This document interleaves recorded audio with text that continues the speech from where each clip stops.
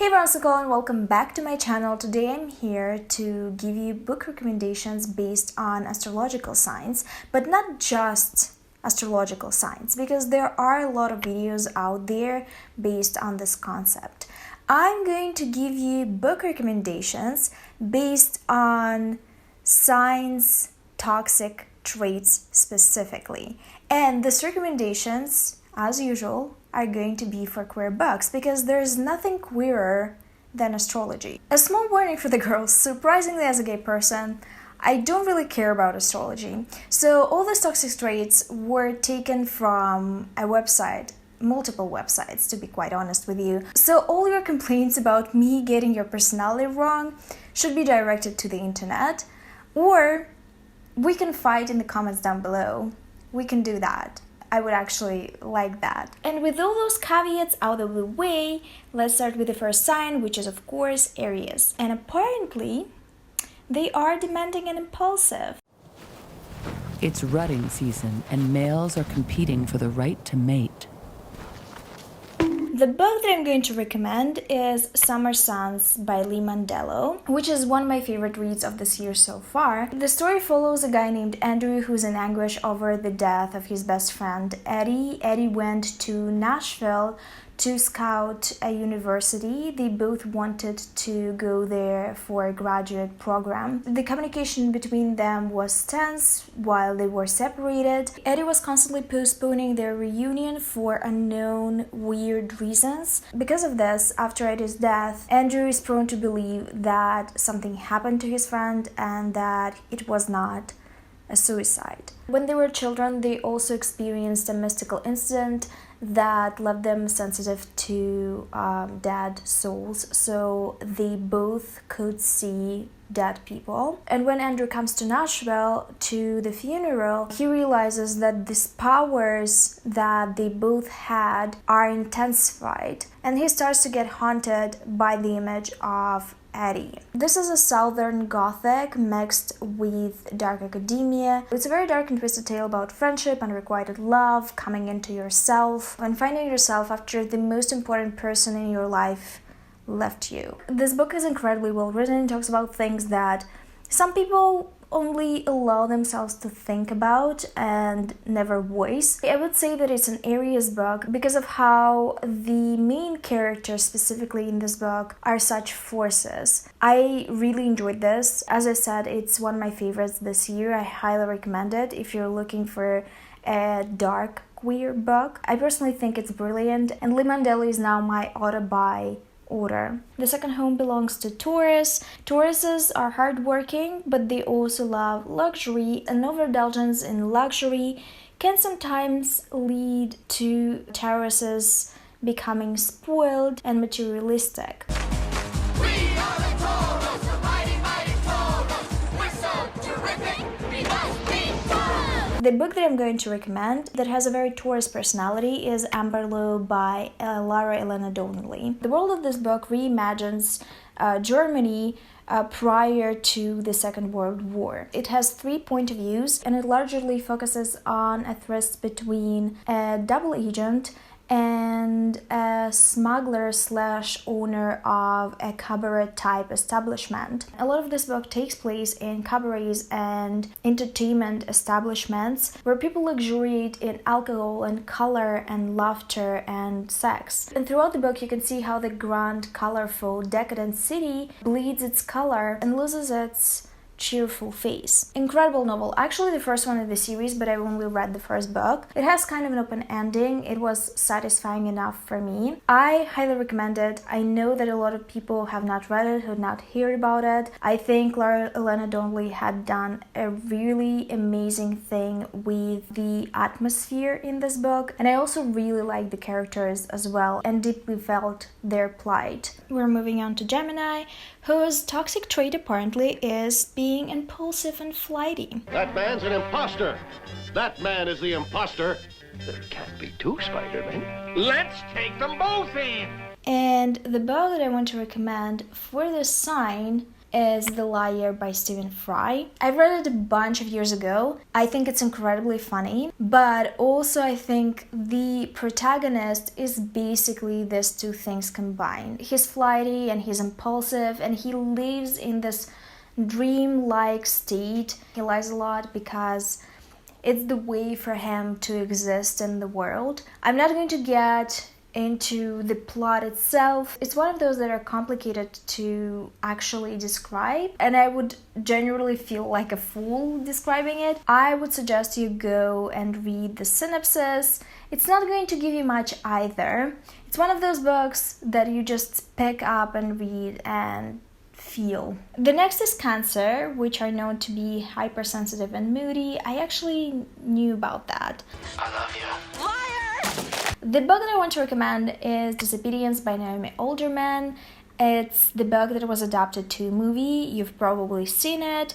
It's a really good movie. The book is better in that case. I mean, I really like the movie as well, but the book is a little bit different. In my opinion, it focuses on more complicated concepts. Since we spend a lot of time with the character that is trying to reconciliate with her past, it's full of reflection and emotion. A lot of the memories that the protagonist is trying to process are also not happy. So it's a very moody, very grayscale book. I don't know what it means, but it makes sense to me. I loved it. I think it was far more complicated than the movie, and I understood the characters more from it. The story follows a woman who escaped an Orthodox Jewish community and who has built a life for herself, but is still pulled to her roots and is still trying to process the trauma. She's invited to come back because her father, the rabbi, died, and she has to figure out the inheritance and his funeral. When she arrives, all the memories come back to her, including her affair with her best friend that is now married to her cousin. It's a book that I really enjoyed, and the book that presented me with some perspectives that I've never thought about before. The fifth sign is Leo. It's my sun sign, and apparently I'm prideful and egotistical. I denounce the second claim. Prideful, maybe. You might laugh because every time I sign my name, I put a gold star after it, but it's a metaphor, and metaphors are important. My gold stars are a metaphor for me being a star. Anyway, I want to recommend you A Lesson in Vengeance by Victoria Lee. I think it's a very Leo book. I was thinking of recommending it for Scorpio, but Scorpio has a different set of toxic traits. In this case, I decided to recommend you A Lesson in Vengeance because of one of the main characters. The plot follows Felicity, who comes back to the Dalloway School, which is a private school, to repeat a year after her girlfriend died in an accident. Their relationship was notoriously toxic, and because of that, initially police believed that Felicity had a hand in her girlfriend's accident. She is traumatized, she went through a whole mental breakdown, but her mother wants her to finish the school, so she comes, and she meets a whole new group of girls, including Alice Haley, who is a best-selling author, a prodigy at 17, and who already amassed a following in the school. Alice considers herself a method writer, so she's very interested in pursuing every single thing that she writes about, and one of the things that she writes about is death and murder, so she's very interested in Felicity because of her first-hand experience with death. Felicity is an incredibly paranoid person. The Dalloway School itself was supposedly built by Salem witches, so she believes that something supernatural took place at the death of her girlfriend, but her memories are a bit hazy. So Ellie offers Felicity to investigate it. She herself doesn't believe that anything supernatural took place. She thinks that Felicity actually participated, but she doesn't remember it. So it's a very interesting psychological thriller. It's very slow. So the first 50% might seem like they're leading nowhere, but they're leading to amazing places. This book is also one of my favorites. I developed abs when I was reading it because it got so intense. I would recommend this book to the lovers of Hannibal, the twisted, psychological, toxic relationship between Alice and Felicity and Felicity's ex-girlfriend. I mean, still a girlfriend, but that girlfriend is masterfully developed. It's a dark academia book, so we get the classics. I love this book. The reason why I'm recommending it for Leos, and I think it's a Leo book, is because of Alice. She is self-absorbed and selfish. She views other people as figurines on the board, as actors that perform in her plays. And in this book, she shamelessly examines humans as if she is God. So it's a very interesting book. I really enjoyed it. I highly recommend it. There's so many signs left. Let's speed it up. The next sign is Virgo, which at its worst is critical and controlling. I feel it every single day, as I have a person in the family who's a Virgo. I don't like that. No. It's a no for me. No. The book that I want to recommend is 𝕊𝕊𝕀𝔸𝕃 by 𝕊𝕊𝕙. I recently read it, and the reason why I want to recommend it for Virgo specifically is because it's about a dystopian society where women are controlled, a la The Handmaid's Tale. It's a fantasy book about a tiny village that survived apocalypses and where men rule. The women are believed to be from the devil, so to wash their sins away and to wash the sins away of every woman that lives in the village, every few years the village chooses premenstrual girls to become saints. The role of the saints in the village is to absolve people of their sins. So people come to them to confess as if to priests, or also to beat them up because it's an accepted way to diffuse aggression. In the eyes of this society, women deserve it because they were the reason why the world collapsed. The genre of this book is hard to pinpoint. It's a mix of a lot of things. It's a sci-fi, it's a fantasy, it's dystopia. It reminded me of a lot of different TV shows, The 100, The Handmaid's Tale, with a mix of some classical fantasy elements. I think it's a book that is going to be very polarizing. Some people are going to really dislike it, some people are going to love it. Try it out, it's very unique. Maybe it will become your favorite. And the next sign is Libra, and its toxic traits are indecisiveness and people-pleasing mentality. You take the blue pill, the story ends. You wake up in your bed and believe whatever you want to believe. You take the red pill, you stay in Wonderland, and I show you how deep the rabbit hole goes. I would recommend The Paying Guests by Sarah Waters, which is a book by my favorite author, not my favorite book of hers, but all of her books are really, really good. Highly recommend to pick her up regardless. The Paying Guest is about a mother and an adult daughter that live in the same house in the 1920s that decide to take in renters because they need to pay back the debts of the father of the family who died. They find renters who are a couple, and the protagonist falls for the wife, and they get into a very dangerous affair. The book gets the label of indecisiveness and people-pleasing mentality because of the protagonist who decided to stay with her mother despite her own interest. She knows that she is a lesbian, that she likes women, and she could have left her mother, but she was too scared to change things. So when she starts an affair with a married woman, she has to confront her past decisions. All Sarah Waters books are historical fiction. They're set in England. They are usually set in different periods of time, but they're all good. They're all pretty darn good. We finally reached Scorpio, and its toxic trait is very familiar to me. I didn't even need to look it up. It's jealousy and vengeful nature. You think I'd let him destroy me and end up happier than ever? No fucking way. He doesn't get to win. The book that I want to recommend perfectly encapsulates this phrase. I support women's rights and I support women's wrongs. The book that I want to recommend is They Never Learn by 𝕊𝕆ℙ𝕀𝔸𝕃, of course. A lot of you already read it, I've recommended it before. It's a very slow thriller with 2 point of views. The first point of view is of a female serial killer who is a professor in a pretty prestigious university. She is a vigilante killer and her targets are men that sexually abuse, assault, beat women. She's a serial killer with experience. She stages all the deaths as accidents, but the police still circles around the campus because of all this mysterious death, and they're starting to build a case. The second point of view is of a teenage girl that finally escapes from her pretty abusive house.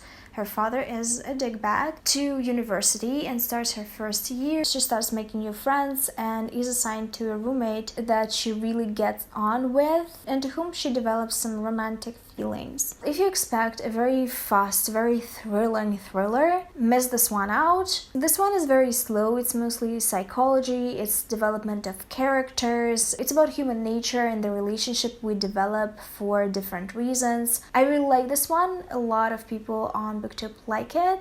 It's very, very good. Moving on to Sagittarius, they are supposedly, and it's very true, immature and irresponsible. Remember I've said at the start of the video that I know nothing about astrology? I still don't believe in astrology, I'm just teasing you. I want to get married.